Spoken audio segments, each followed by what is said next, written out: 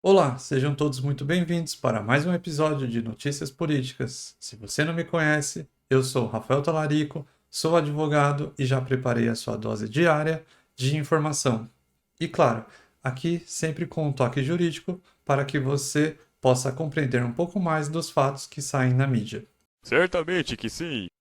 E hoje o tema do vídeo é Um mês de Zanin como ministro do STF.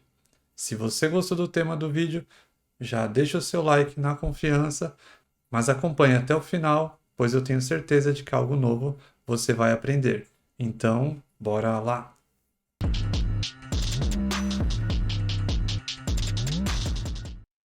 Antes de mais nada, como o vídeo de hoje aborda vários temas, vai ser bem extenso e até um pouco complexo, eu vou tentar separar no YouTube certinho por cada área e cada assunto, mas caso eu não consiga, eu vou deixar em algum canto o horário deles e para você poder pular para lá, tá bom? Então vamos lá. Como todos sabem, Cristiano Zanin era o ex-advogado de Lula, responsável por defendê-lo durante a Operação Lava Jato. Em retribuição, Lula, agora ocupando o cargo de presidente da República e adotando um critério absolutamente pessoal, indicou Zanin para o cargo de ministro do STF, É mesmo, é? preenchendo a vaga de Ricardo Lewandowski, que antecipou a sua aposentadoria em abril de 2023. Antes de avançarmos sobre o tema do vídeo, é necessário lembrar que Zanin foi aprovado com folga na sabatina promovida pelo Senado. Embora seja impossível saber como cada senador votou, uma vez que a deliberação ocorreu de forma secreta, foi surpreendente ver senadores bolsonaristas que se diziam oposição elogiando Cristiano Zanin, como fez a senadora Damares Alves. Brasileiro é um bicho filho da puta. No entanto, esse é apenas um detalhe interessante que gostaria de compartilhar com vocês. O que realmente importa é analisar como tem sido a atuação de Cristiano Zanin, agora que ocupa o cargo vitalício de ministro da Suprema Corte. É verdade. Bom lembrar que agora em 3 de setembro de 2023, eu não sei quando você vai ver esse vídeo, Zanin completou seu primeiro mês como ministro. E nesse meio tempo ele tomou 349 decisões. Porra, tudo isso? 7 delas geraram enorme controvérsia e debates, além de críticas da própria base governista. É sobre cada uma dessas decisões que trataremos no vídeo de hoje. Eu estou sentindo uma treta! Número 1. Juiz de garantias.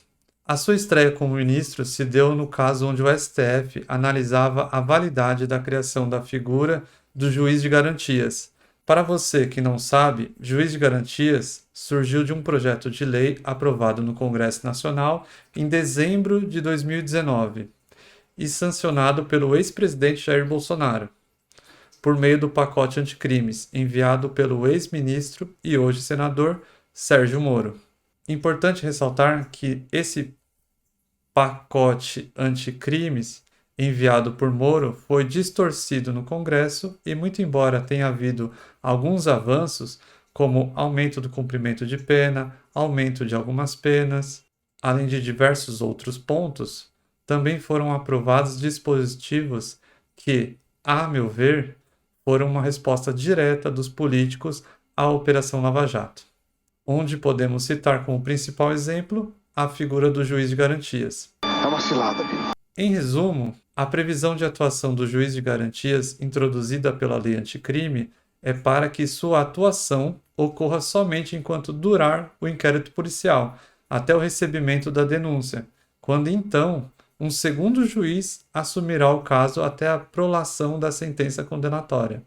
Essa medida visa evitar que um só juiz conduza o processo criminal em primeira instância, sendo uma medida clara contra a figura do Sérgio Moro, que foi um juiz implacável contra a corrupção durante a Operação Lava Jato. Pois bem, feita essa ressalva, Zanin estreou dando voto favorável para a criação do juiz de garantias.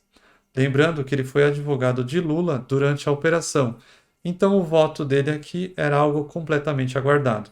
É claro. Esse foi um voto que agradou a Lula, o PT e toda a ala governista. Porém, o julgamento ainda não acabou, estando no atual momento com 2 votos favoráveis e um contrário, a criação do juiz de garantias. 2. Princípio da insignificância. Para vocês que não são da área do direito e não têm a obrigação de saber, o princípio da insignificância, também conhecido como bagatela, nada mais é do que um princípio em direito penal que determina a não punição de um determinado crime que venha gerar uma ofensa irrelevante ao bem jurídico protegido pelo tipo penal. Você entendeu? Não entendeu? Eu vou explicar. A ideia é afastar a ilegalidade de uma conduta que cause um dano muito pequeno, como, por exemplo, o furto de um pacote de bolachas para se alimentar ou até mesmo a plantação de um vaso de maconha para a própria pessoa usar para consumo dela. Nesse caso em específico, contrariando a expectativa da base governista, Zanin entendeu que não caberia a aplicação do princípio da insignificância de um furto de itens avaliados em R$ 100. Ao final do julgamento, no entanto, venceu a posição colocada pelo ministro Alexandre de Moraes, que converteu a punição de um dos 3 acusados no caso que se analisava. Ou seja, um deles foi convertido para a liberdade. Esse voto fez com que parte do Congresso, principalmente a ala conservadora bolsonarista, começasse a soltar alguns elogios a Zanin, situação que não agradou petistas e influenciadores esquerdistas. Nesse caso, no entanto, eu tenho que dar a minha opinião como advogado, pois, pelo que eu vi da análise do Zanin, ele levou em consideração não somente o caso dos R$ 100, mas sim ele levou em consideração o contexto, que era da pessoa ser reincidente. Então, assim, no meu ver, também faz sentido não a aplicação do princípio da insignificância se aquele agente é uma pessoa que tem feito isso de forma reiterada. Então, é um ponto interessante a se analisar. 3. Descriminalização do porte de drogas. Ai, que delícia! Caso você não tenha conhecimento desde meados de 2015 e 2016, o STF está julgando um caso que gira em torno da constitucionalidade do artigo 28 da Lei 11.343 de 2006, a Lei de Drogas. A citada norma estabelece que é crime adquirir, guardar ou transportar drogas para consumo pessoal. Contudo, é importante frisar que a pena para esse crime é somente de advertência, prestação de serviço à comunidade ou medidas educativas. Não perda de tempo. Ou seja, a discussão apenas se baseia se a conduta deve ou não ser considerada um crime. Entre muitas idas e vindas, atualmente a votação nesse caso está em 5 votos pela inconstitucionalidade do artigo 28 para porte de maconha e 1 pela constitucionalidade, sendo esse voto de Zanin.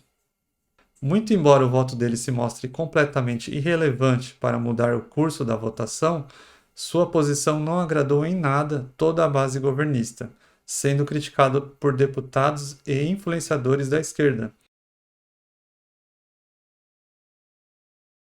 Inclusive, sendo elogiado novamente por bolsonaristas, como o senador Rogério Marinho, do PL, de Bolsonaro.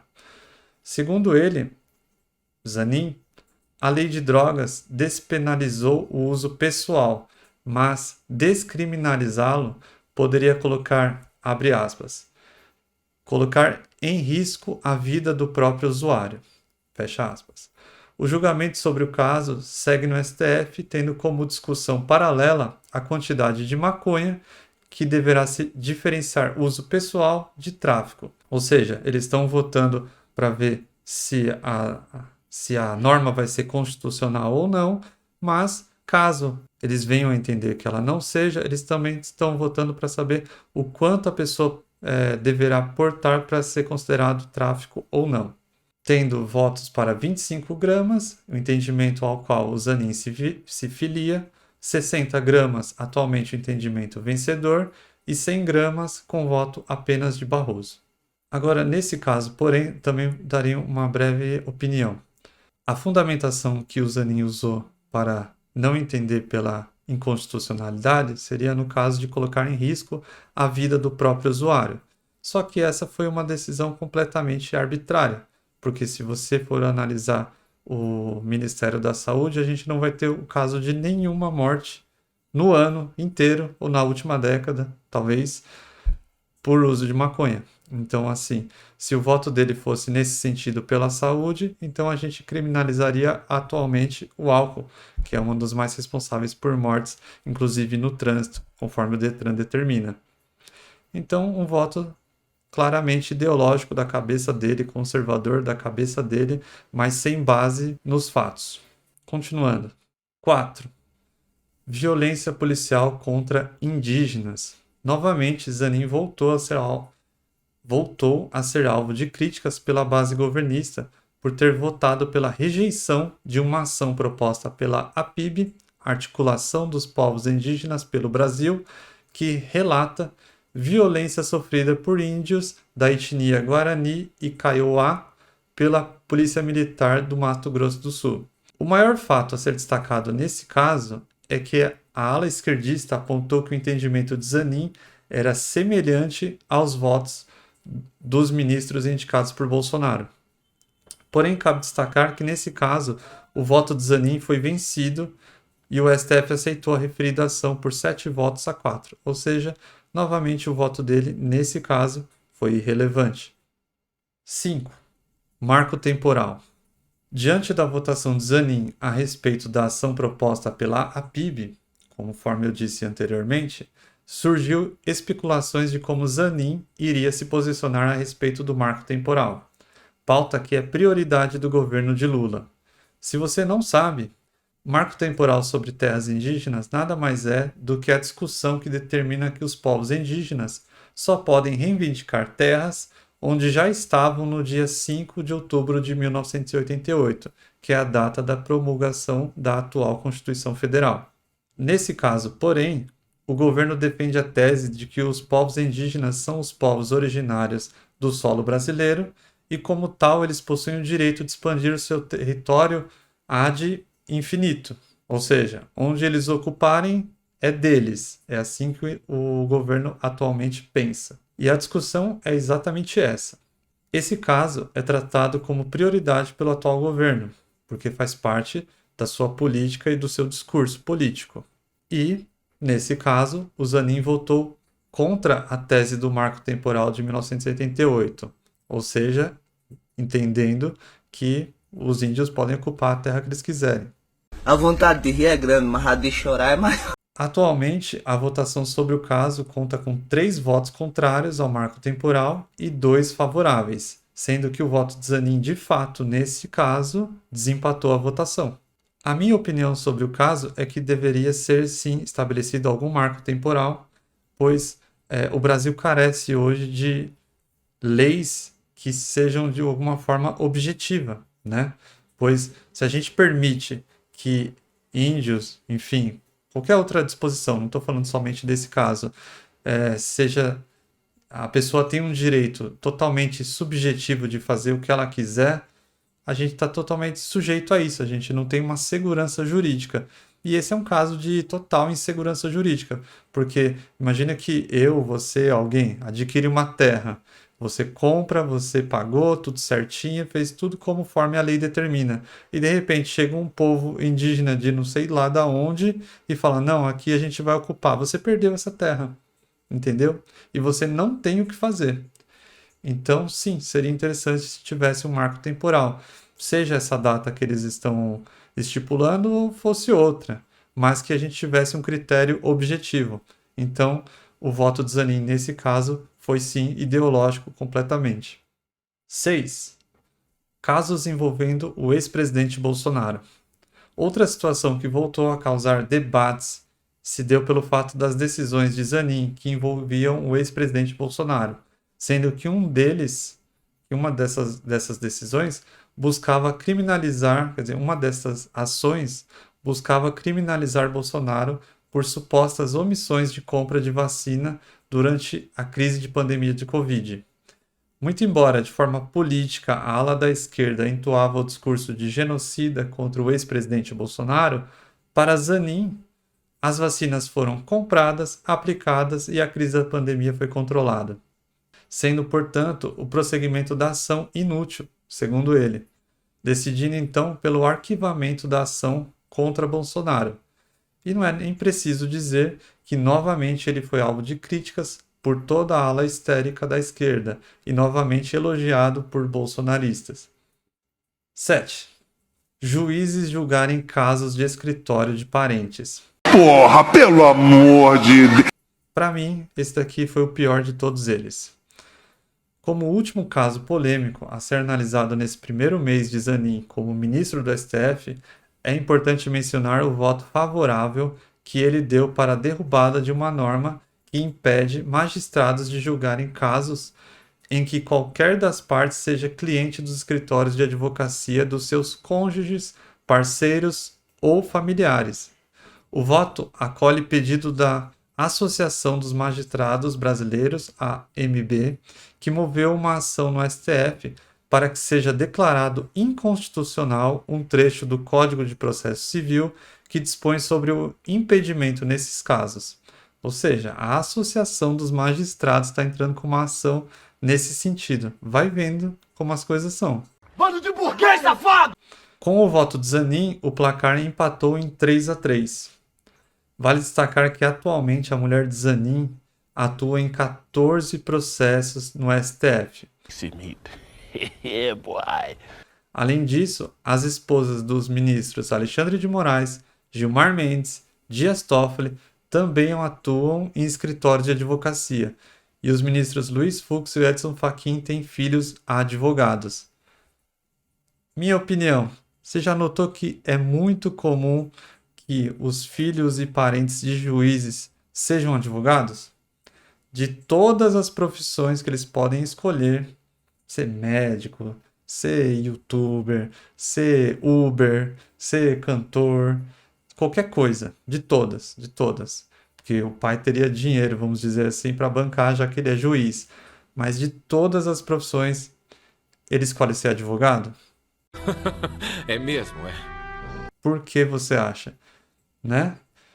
Imagina eu ter um caso, eu sou advogado, e meu caso chegar numa vara, num tribunal, em que meu pai é juiz. Qual a chance do meu caso perder? Você acha que eu perderia ou eu ganharia? Não sei. Ainda mais no STF, não é mesmo? Onde a última palavra é do STF. Então, assim, ele pode perder em todas as instâncias. Aí chega no STF, a minha esposa tá lá no STF. Eu viro, voto lá, pronto, ganhei. Então, imagina o quanto o meu escritório não iria lucrar, não é mesmo? Mas longe de mim dizer que há alguma corrupção aí nesse caso. Quem sou eu para dizer que pode haver, né? Só estou aqui levantando a ideia para que vocês pensem comigo. Aham, sei. Bom, em resumo, aqui está um compilado de tudo que você precisa saber para estar bem informado a respeito desses assuntos. E, para finalizar, a minha opinião sobre Zanin. Eu fiz questão aqui de comentar com vocês os votos dele, onde a posição que ele empregou foi relevante ou não foi relevante. Porque muito tem se dito que, na verdade, o presidente Lula deu um tiro no pé em indicar ele, porque, na verdade, ele seria uma pessoa totalmente conservadora e ligada aos ideais bolsonaristas. E outros dizem, na verdade, que não. Isso aqui é um xadrez 4D e que, na verdade, ele está votando contrário aos interesses do PT somente naqueles casos que ele sabe que vai perder, porque daí ele vai passar a imagem de que ele não tem nada a ver, de que ele vota de forma imparcial, para que daí nos casos em que ele votar junto com o governo, ele fique sob suspeita nenhuma, né? Tem essas duas ideias ventilando por aí. A minha opinião qual que é? Nenhum e nem o outro. Na verdade, eu acredito que o Lula fez um acordo do seguinte sentido com ele. Zanin, você vota do jeito que você quiser. Fique à vontade para fazer o que você bem entender. Contudo, quando surgir um caso que envolva o PT diretamente, ou eu lá para frente, sobre algum caso de corrupção, algum caso criminal, aí você vai estar comigo. Mas no restante, faça o que você quiser. Essa é a minha opinião. Me diz aí o que você acha. E bom, se assim como eu, você também é uma pessoa que adora assuntos relacionados à política, mas está de saco cheio de jornalistas militantes, seja para um lado ou para o outro, aqui é o seu canal. Eu reitero o pedido de like se você gostou do vídeo. O vídeo vai ficando por aqui. Te vejo no próximo episódio. Falou!